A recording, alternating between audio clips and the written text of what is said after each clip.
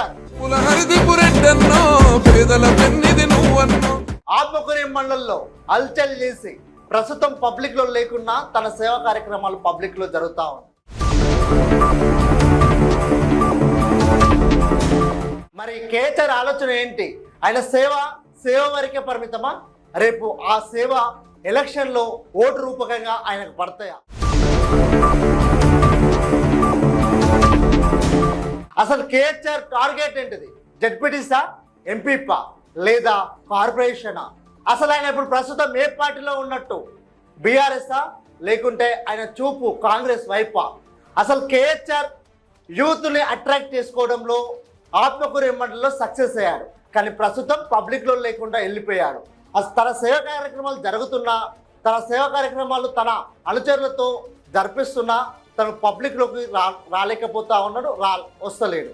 అసలు కేహెచ్ఆర్ పబ్లిక్లోకి రాకపోవడానికి కారణం ఏమై ఉంటుంది? ఆయన చూపు ఏమైనా అధికార పార్టీ కాంగ్రెస్ వైపు తిరిగిందా? అసలు కేహెచ్ఆర్కు ఆయన సేవ ఓట్ల రూపకంగా పనిచేస్తుందా? అసలు కేహెచ్ఆర్ ఆత్మకూరు మండలికి వస్తాడా రాడా? ఇంకో మండలి చూస్తూ ఉన్నాడా? ఆయన అసలు ప్లాన్ ఏంటిది? కేహెచ్ఆర్ మనసులో ఏమున్నది? ఇదంతా ఒకెత్తు అయితే పబ్లిక్లో చర్చ, ఆత్మకూరు మండలిలో చర్చ ఏం నడుస్తుంది?